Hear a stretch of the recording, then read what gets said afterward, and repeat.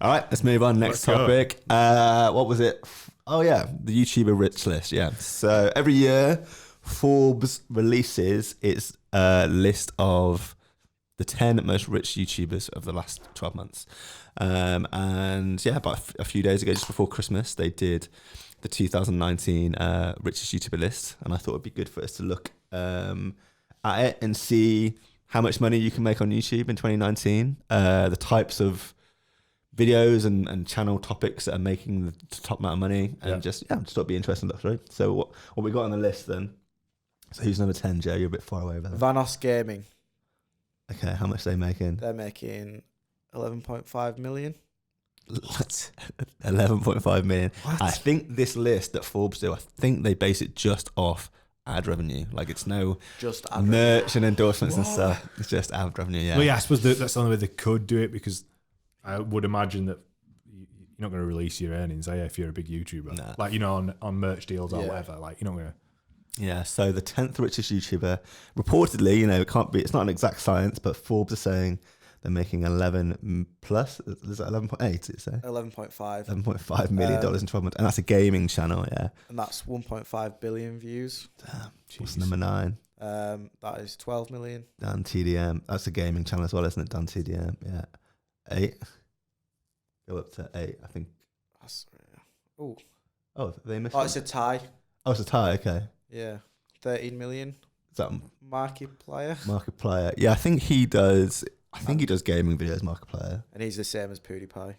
PewDiePie. Oh, he made the same amount of money as PewDiePie. Yeah, 13 million. 13 million in 12 months from making videos. What? And the first 3 gaming channels. PewDiePie got famous from gaming videos, but now he does like Reddit meme commentary and that sort of stuff. Well, he does gaming videos. He's got into a lot of content. He lost his YouTube Red Show. Endorsement by Disney as well, didn't he? Because of comments he made, like anti-Semitic. Oh yeah, he made a racial slur against black people. He used the N-word, and then he also did an anti. People interpreted it as being anti-Semitic. Yeah, it was a Nazi thing, wasn't it? That's the only one I've seen. He paid some kids. He found like some kids on Fiverr or at work that in Africa that would hold anything on a sign and dance around with the sign. For like marketing. Material. You can pay them to say, go to startup.com, and you'd use it as marketing material. So he was like, I wonder what I could get these kids to say. Like, I wonder how far I could push it.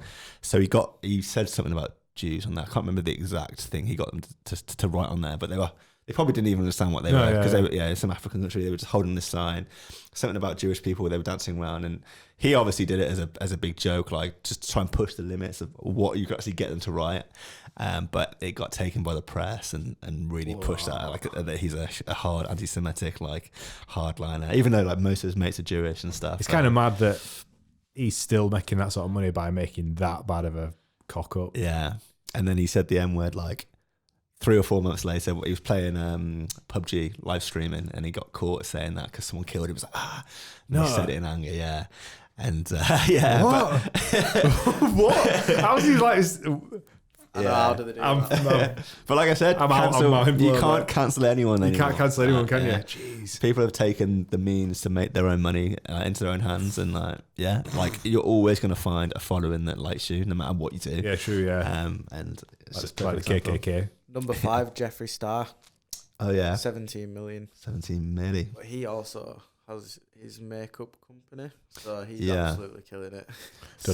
He's a makeup YouTuber, just this beauty tutorials and stuff, and he also has he sells makeup, his own product line. But this would just be from the videos, I believe. Someone did a documentary where they looked around his house and it was how much he actually makes. How much money he's actually got, and it's crazy. It's crazy, man. He's got warehouses of all of his stock in there. And, we're on gamers. It's crazy. So we've got gaming, and we've got beauty channel. Rhett and Link, number 4. So that's 17. I used to watch these when I was younger. Are we able to hear Joe with that mic that far away from his mouth? Yeah, you can do. Okay. That's where you want to be, Joe. Just about there. Just there. Yeah. Cool. So was that 17? Is it Rhett and Link? They just do a talk show, don't they? They got a talk show. I think it's called Good Mythical Morning, and it's like a daily show. Yeah, but that's pretty mad for a talk show, isn't it, on YouTube? Madness. Maybe this podcast will take off. What's next? Number 4. Oh, number 3. I've never heard of this person before. What's her name? 5-year-old, and she's earning 18 million. Oh my god. Russian-born 5-year-old has become one of the world's fastest-growing creators thanks to A videos in 5-year-old 7 girl. languages. She speaks 7 languages.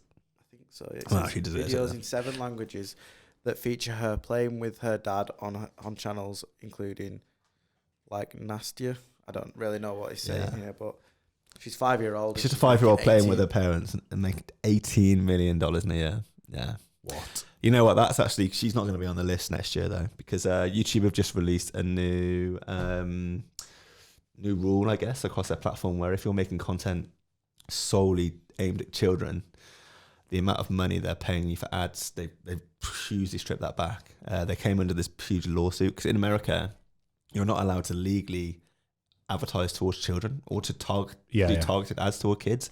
But with YouTube, that was a massive loophole. Like, you know, if I'm a toy company, I'd find a channel like this and say, okay, it's guaranteed that if I advertise on her channel, kids are going to watch it and I'm going to sell some toys.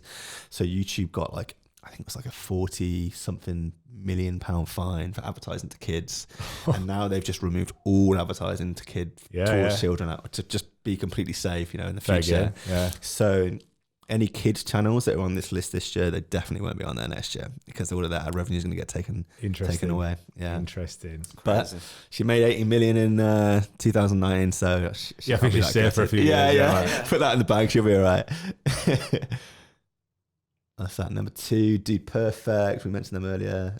20 mil. And then I know who that guy is already. Ryan's, I don't know his last name, but he's got the YouTube channel Ryan's Toy Reviews, where it's just him playing with toys. And he's 8 years old. 8 years old. See, you know what I've noticed out of this whole list, what makes me the most sad is that like all my favourite creators are not on there. Your Casey Neistats, Peter McKinnons, everybody that I sort of look up to as creators, like what I'd aspire to get to.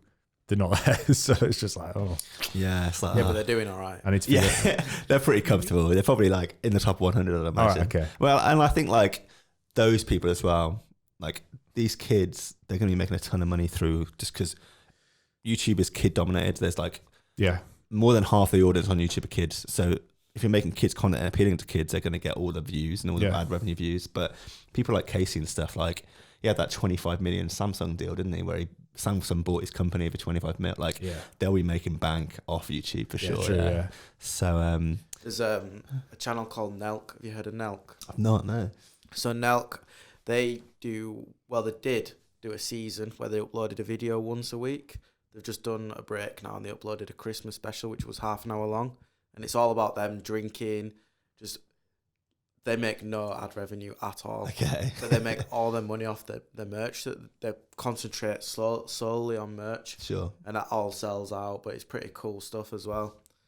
But yeah, you should watch it. It's pretty funny. Yeah, I have to check it out. I kind of admire creators that are like, we are going to take a risk. We're going to make a channel that's not going to get any ad revenue, but we're going to try and just build such a dedicated audience that we can sell merch them. Like, fair play to them, you know. Yeah, fair game. They're providing alternative content that wouldn't be there otherwise. That is meant. Dude Perfect though. Like again, I used to love watching their stuff. Probably, I dare say maybe it's 5 or 6 years ago. I really enjoyed watching their content. As they got bigger and bigger, I stopped enjoying it because I mean, trick shots are good, but it kind of gets exhausting. Watch so many. Do you know what I mean? Like back in the day, like when it were a bit more raw, the content were a bit more raw. I really liked it. Then they moved into that big new like warehouse basically, which is like the perfect like man cave. I just didn't enjoy the videos as much anymore. And I can't watch them anymore. I think as well sometimes when things get more polished and high production value, they kind of lose their charm a little bit. You know what? This is actually a nice little topic to talk about because I actually feel like that way for most of the big creators that I enjoy watching. I get it. I'd sell. I'm not calling it selling out, but we'll use it as a reference. Like I would also sell out. Oh yeah, for sure. Like the Casey Neistat, for example, his content was good when he was hustling, daily vlogging for 800 days, like whatever it was, 600 days. They were amazing. Peter McKinnon, as we were coming up, really, really good raw vlogs. Both of them now are like starting to get more and more polished. Like Peter McKinnon's got a red camera and a little camera crew that he's taking around. Yeah, the one where we were like how to film coffee B-roll, and he was like he drove out on a speedboat. Then he had a 5-person team filming on a red camera. Yeah, like pouring coffee. And obviously his channel is. I think he's releasing a video today on the 30th, and it's going to be talking about where his channel's going. And he's obviously built this new studio, so he's moved out that little one with that Matt Hapoya, and it's just all going to become a lot more polished. It's not what it was. So you can see where it's going. What initially drew you into that channel is not what now you're getting, and obviously the audience has to evolve with it. Like your channel, like it's a big risk you putting a podcast on there. Yeah, they might not like Joe, but like you said with like Dude Perfect, that's why he's off camera. With Dude Perfect, like you do the same thing for so long, it just becomes stale. So you do have to try and mix it up and change things, and that's what I'm trying to do with this podcast, and I'm sure what some of your top creators are doing as well. But it is going to be to the discredit of some of the diehard old fans. Like they're not going to like the new direction you're going. I kind of just think it's hard. You've got to keep evolving. Yeah, I've got to keep evolving, and you know these good things can only last for so long. So I get it. I completely get why it's happened. But I'd love to see the old style vlogs of Casey and Peter McKinnon. I like that. And when they do throw the old sort of revamp in there of an old style one, you're like, yeah, we're back to what we back to basics. Yeah, we're back to what brought us into it. I don't know, like. There's no right or wrong answer. I just think it's interesting that that's the way it goes. Like, and Dude Perfect being an example of literally throwing basketballs in the back garden to now turn over $20 million just from ad revenue. Not to mention they're on like Disney Channel, Nickelodeon, all these different like massive platforms. Like they are making so much money. I'm sure they're not losing any sleep for those lost subscribers. Like, so much money. Have you seen Casey's newest video? No. His friends giving away an apartment for a year in New York.